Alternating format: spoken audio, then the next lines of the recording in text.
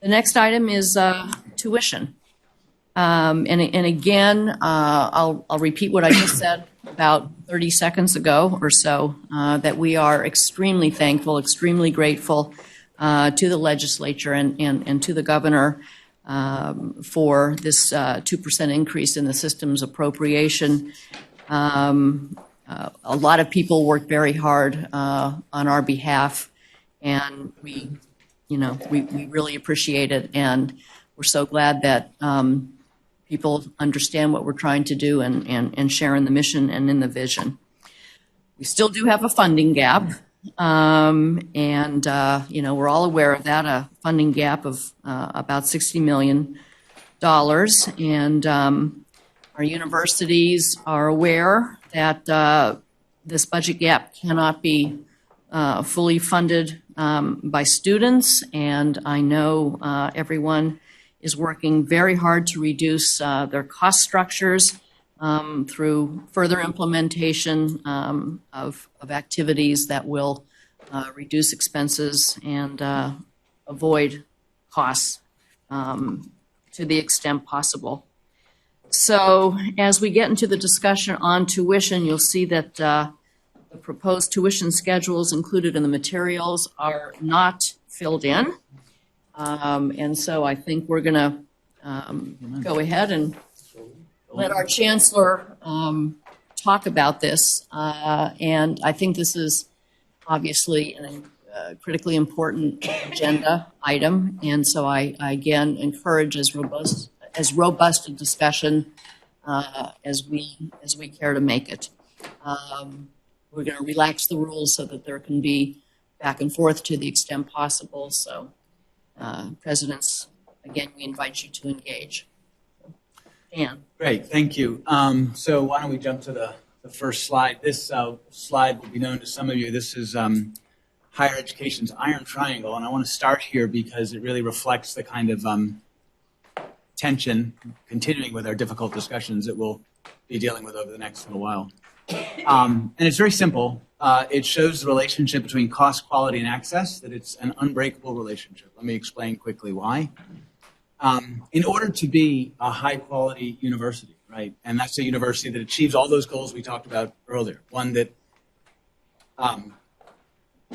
engages students, ensures that they're successful in completing their degrees in a timely fashion, and that they go forth in the world and do great things, that requires a lot of attention to creating a quality environment. And quality costs, right? And the thing is, when you try to grow and maintain quality, you tend to add cost. And when you add cost, you pull against the accessibility because you pull against the affordability, right, of the institution. You want to optimize for access to make the university more accessible to more people. You try to drive down costs, but if you drive down costs, you threaten quality, right? So maintaining quality public higher education is the challenge that we're faced with, and we're faced with it in a way that's locked inside this iron triangle. Now, if we go to the next slide, this stuff didn't matter as much back in 1993 when the state picked up 53% of the total cost of a student's education. And I have to say that in 1993, when the state of Pennsylvania picked up 53% of the education in the Pennsylvania state system of a student, the average national was 75%. 75%. Right? But when the state is picking up 53%, and there's lots of students, enrollment growth, right, in the 1990s was tremendous, it was possible to be both accessible and generate the revenues that were necessary to meet the costs of maintaining quality. As this chart changes and we know what the impacts are, the state divestment, we're now down to 27% from the state. The national average is about 55%. The national average is about where we were in 1993, right? As that happens, go to the next slide, see what the effect is. Here it drives the cost up to our students, which creates barriers for our low and middle income students, which are the core student population that we serve. And you'll notice on that chart that the students who are leaving us most quickly are right in the middle class, The low and middle income students are the ones who are leaving us. Right? Their enrollments are declining more quickly. Now this picture this is the system-wide average, and this picture looks different, actually quite different for every university in interesting ways, which actually gets at why we have a different tuition policy starting next year, allowing universities to be more responsive to the very different environments from start. Right? But overall, this iron triangle really becomes a problem in a scarce funding environment. In a public university, the only way to manage that the tensions that are involved in that iron triangle is through that different kind of relationship we talked about earlier with the Commonwealth, right? It's the only way. Having said that, unless we want to continue to put the cost on our students and to see those lines potentially continue to deteriorate. So we're trying a different path. We talked a lot, and if you go to the next slide, talked a lot about this. We've got to shift this dynamic somehow, right? We have to shift this dynamic. And we'll come to another example as to why. And system redesign does a whole lot of things. It addresses both the cost and the revenue drivers, right? Some of the revenue drivers are on the revenue growth opportunities are on the right side, the bubbles on the right side, accelerating retention efforts, growing adult and online and new programs, bringing enrollments there, improving financial aid, et cetera. We've talked a great deal already today about ways that we could achieve efficiency, right? Through greater accountability, through shared services, through technology integration, et cetera. Right? So working as hard as we can, right? And these, the savings and just to be totally transparent, the savings that result from this work and the enrollment growth, the revenue growth that results from enrollment growth, whether through retention of new students, does not happen tomorrow. It doesn't all of a sudden, don't turn a switch and next year everything's really good, right? This is a multi-year process of gaining greater, I can't use the efficiency word now. What was the word that you, what was it? Key indicators. Yeah, doing better on key indicators. I'm not looking at Dr. Mash. I'm not saying return on investment. That will take time. That will take several years. We'll work on it. I'm sure we'll get it. But this is a way to help us begin to balance some of those tensions within that iron triangle. Another way on the next slide is as we move forward with the budget process that we've been talking about. This new budget process is a really big deal because it allows us to do things like this: setting tuition, making allocation decisions with an understanding of total student cost. If you look at that chart, which shows light blue tuition fees, mandatory fees, dark blue, and then the rest is room and board. The bigger driver of cost to a student is room and board, not tuition and fees. Right? When we make a tuition decision any year, whether it's for the system or for a university as we go forward, we have to understand student affordability as a whole. And you'll remember that in the metrics set that we approved in January and that Jan was just referring to, there were a number of measures of student affordability so we can set affordability goals and think holistically, not just about what a student is paying in tuition or fees and room, but what they're paying as a whole to acquire their degree.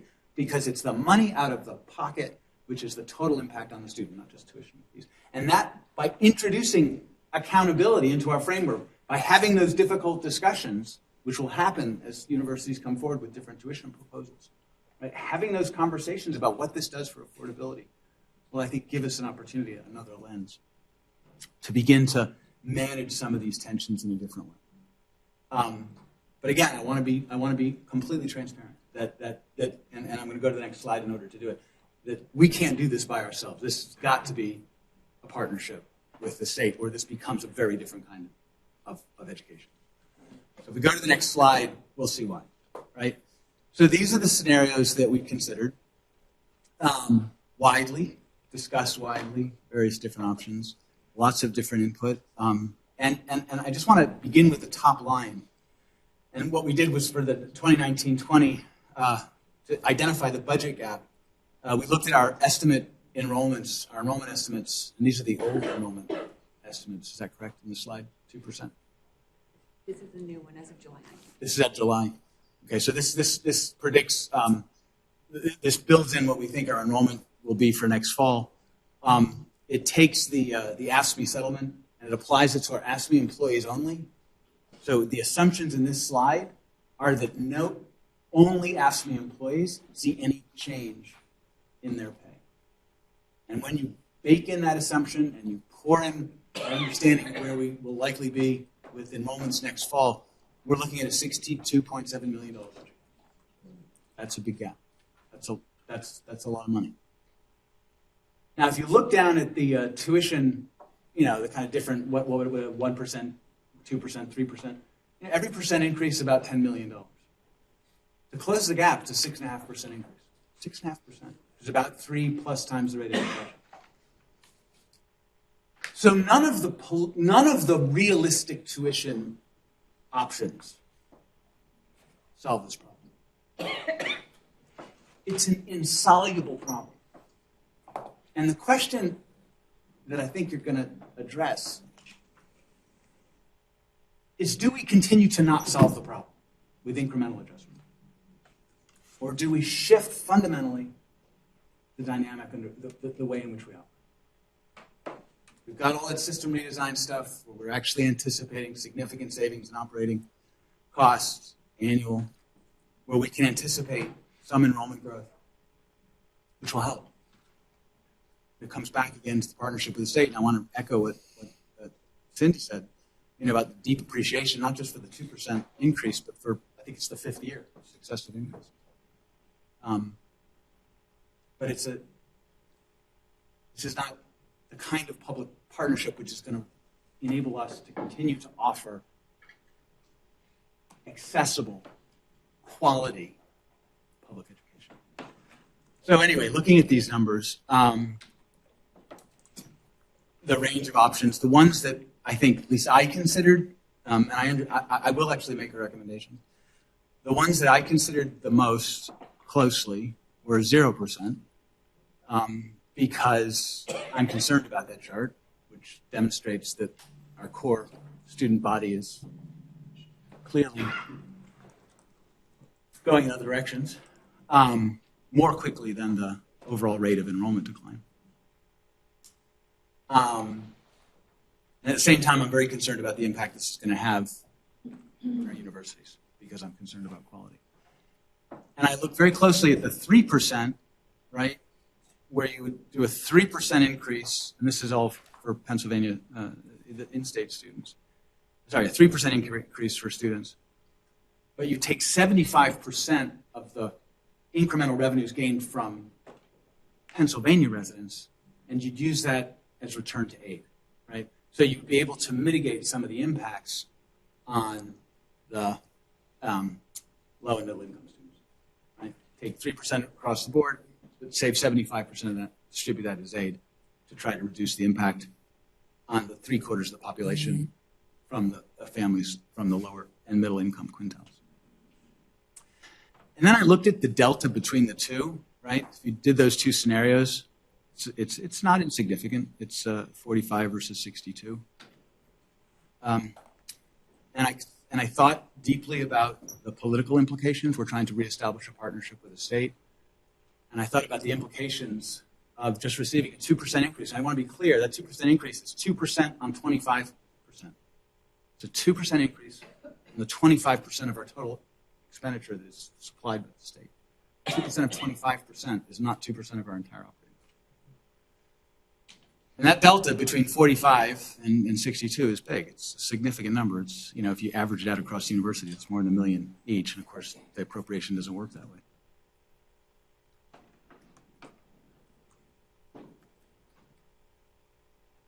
But I wondered again about what's the long-term solution.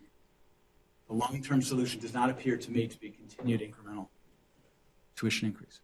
The long-term solution here is a completely different kind of partnership with the state. And so then the question is, if you do a 3% increase, even if you give 75% of it return to aid, how is that interpreted by our partners in the General Assembly? The headline reads, 3% increase. Another 3% increase. So there we are. I care about two things most of all. I care about our students, and I know we all do. I'm super concerned about the trends, not just in Pennsylvania state system, but in public higher education. I know that a 0% increase, tuition freeze, is not sustainable. It just isn't. We can't continue to do this and amass that kind of. But I wonder whether, by living up to a certain expectation that I think our colleagues in the General Assembly may have, we may be able to have a different conversation. So on balance, my recommendation would be, and I understand that recommendations have not been made by the Chancellor. I won't take it personally if the board goes in a different direction. Just want to say that. But my recommendation would go for 0, and I say that knowing full well how much impact that's going to have on our universities. And that pain is real.